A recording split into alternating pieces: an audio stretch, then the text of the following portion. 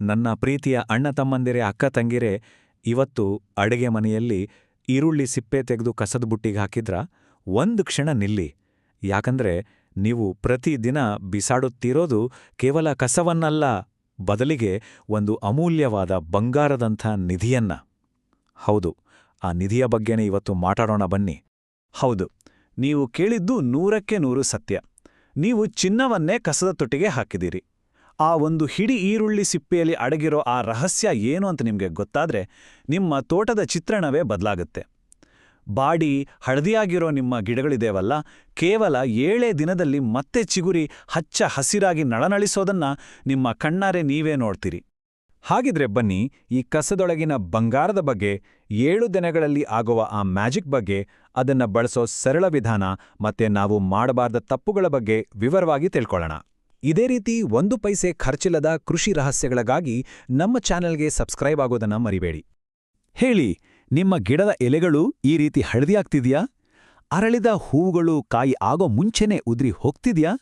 ನಿಮ್ಮ ಮನೆಯ ತೋಟದಲ್ಲಿ ಅಥವಾ ಹೊಲದಲ್ಲಿ ಈ ಸಮಸ್ಯೆ ಇದ್ರೆ ಕೆಳಗೆ ಕಮೆಂಟ್ ಮಾಡಿ ತಿಳಿಸಿ. ನಿಮ್ಮ ಅನುಭವನೂ ನಮಗೆ ಮುಖ್ಯ. ಅಸಲಿಗೆ ನಮ್ಮ ಹಿರಿಯರಿಗೆ ಈ ಸತ್ಯ ಸಾವಿರಾರು ವರ್ಷಗಳಿಂದ ಗೊತ್ತಿತ್ತು. ಆದ್ರೆ ಈಗ ವಿಜ್ಞಾನ ಕೂಡ ಇದನ್ನ ಒಪ್ಕೊಳ್ತಿದೆ. ನಾವು ಕಸ ಅಂತ ಏನ್ ಬಿಸಾಡ್ತೀವೋ, ಆ ಈರುಳ್ಳಿ ಸಿಪ್ಪೆ ಒಳಗೆ ಅಂತಹ ಅದ್ಭುತ ಶಕ್ತಿ ಅಡಗಿದೆ. ಬನ್ನಿ, ಅದರೊಳಗಿನ ವೈಜ್ಞಾನಿಕ ರಹಸ್ಯವನ್ನ ಒಂದೊಂದಾಗೆ ನೋಡೋಣ. ಈಗ ನೋಡಿ, ನೀವು ಯೂರಿಯಾ ಗೊಬ್ಬರ ಹಾಕಿದ್ರೆ ಏನಾಗುತ್ತೆ? ಗಿಡ ದಟ್ಟವಾಗಿ ಹಸಿರು ಎಲೆ ಬಿಡುತ್ತೆ ಅಷ್ಟೇ. ಆದರೆ ಹೂವು ಹಣ್ಣು ಕಡಿಮೆ.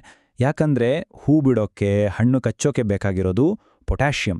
ಈ ಈರುಳ್ಳಿ ಸಿಪ್ಪೆಲಿರೋ ಈ ಪೊಟ್ಯಾಷಿಯಂ ಇದೆಯಲ್ಲ, ಇದು ಪೋಷಕಾಂಶಗಳ ರಾಜ. ಗಿಡದ ಇಳುವರಿಯು ನಿರ್ಧರಿಸೋದೇ ಇದು. ಜೋರು ಗಾಳಿ ಮಳೆಗೆ ಗಿಡ ಬಾಗದೆ, ಮುರಿಯದೆ ಗಟ್ಟಿಯಾಗಿ ನಿಲ್ಬೇಕು ಅಂದ್ರೆ ಅದರ ಕಾಂಡ, ಬೇರುಗಳು ಬಲಿಷ್ಠವಾಗಿರಬೇಕು. ಈ ಕ್ಯಾಲ್ಷಿಯಂ ಗಿಡಕ್ಕೆ ಆ ಮೂಳೆಯ ಬಲವನ್ನೇ ಕೊಡುತ್ತೆ. ಗಿಡವನ್ನ ಸದೃಢವಾಗಿ, ಆರೋಗ್ಯವಾಗಿ ಇಡುತ್ತೆ.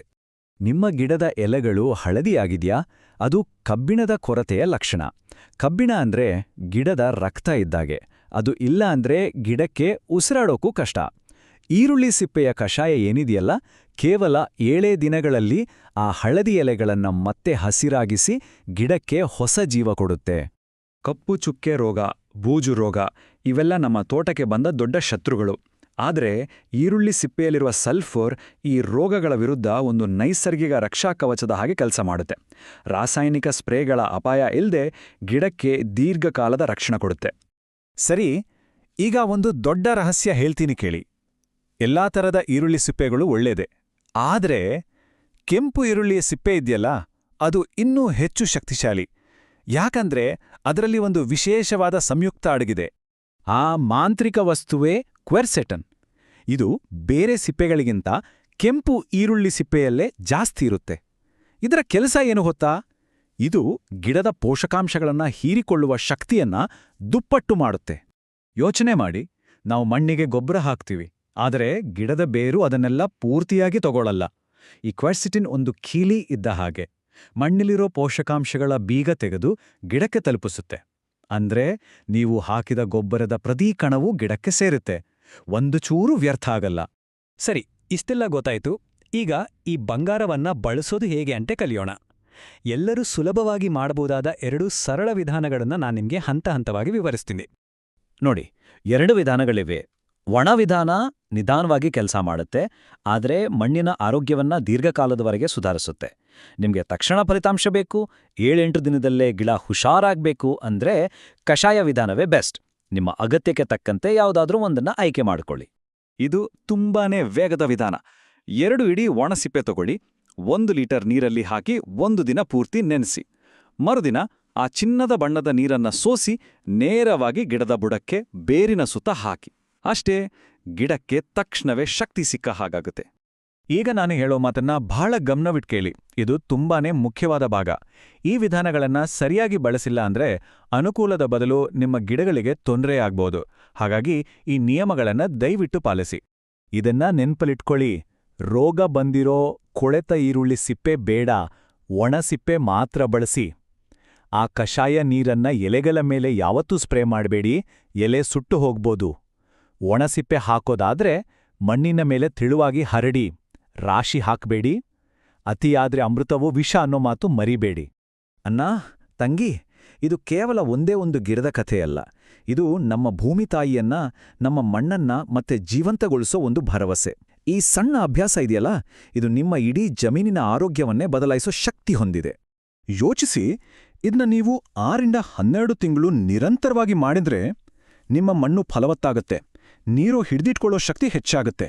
ಮುಖ್ಯವಾಗಿ ರಾಸಾಯನಿಕ ಗೊಬ್ಬರಗಳಿಗೆ ಸುರಿಯೋ ಸಾವಿರಾರು ರೂಪಾಯಿ ಖರ್ಚು ಉಳಿಯುತ್ತೆ. ನಾವು ಪ್ರಕೃತಿಗೆ ಸ್ವಲ್ಪ ಪ್ರೀತಿ ಕೊಟ್ರೆ ಅದು ನಮಗೆ 10 ಪಟ್ಟು ವಾಪಸ್ ಕೊಡುತ್ತೆ. ಮತ್ತೆ ಎಲ್ಲಕ್ಕಿಂತ ದೊಡ್ಡ ವಿಷಯ ಅಂದ್ರೆ, ಇಷ್ಟೆಲ್ಲ ಅದ್ಭುತಗಳನ್ನ ಮಾಡೋಕೆ ತಗೊಳ್ಳೋ ಖರ್ಚು 0. ಹೌದು, ಒಂದೇ ₹1 ಖರ್ಚಿಲ್ದೆ ದುಬಾರಿ ಗೊಬ್ಬರ, ಕೀಟನಾಶಕಗಳಿಗಿಂತ ಒಳ್ಳೆ ಫಲಿತಾಂಶವನ್ನ ನೀವು ಪಡಿಬೋದು. ಹಾಗಾದ್ರೆ ಇವತ್ತಿನಿಂದ ನಾವು ನೆನ್ಬಿಡ್ಬೇಕಾದ 3 ಬಂಗಾರದ ಮಾತುಗಳು: 1. ಈರುಳ್ಳಿ ಸಿಪ್ಪೆ ಕಸವಲ್ಲ, ಅದು ಚಿನ್ನ. 2. ಕೆಂಪು ಈರುಳ್ಳಿ ಸಿಪ್ಪೆ ಸಿಕ್ಕಿದ್ರೆ ಇನ್ನೂ ಉತ್ತಮ. ಮತ್ತು 3. ಒಣ ಸಿಪ್ಪೆ ಮಣ್ಣಿಗೆ, ಕಷಾಯದ ನೀರು ನೇರವಾಗಿ ಬೇರಿಗೆ. ಇಷ್ಟು ನೆನಪಿಡ್ರೆ ಸಾಕು. ಕೊನೆಯದಾಗಿ ಒಂದ್ ಪ್ರಶ್ನೆ ಕೇಳ್ತೀನಿ. ಪ್ರಕೃತಿ ನಮ್ಗೆ ಕೊಟ್ಟಿದ್ದನ್ನ ನಾವು ಅದಕ್ಕೆ ಪ್ರೀತಿಯಿಂದ ಹಿಂದಿರುಗಿಸಿದ್ರೆ ನಮ್ಮ ಬರಡಾದ ಭೂಮಿ ಮತ್ತೆ ಹಸಿರಾಗಿ ನಳನಳಿಸೋಕೆ ಸಾಧ್ಯ ಇದೆಯೋ ಇಲ್ವೋ?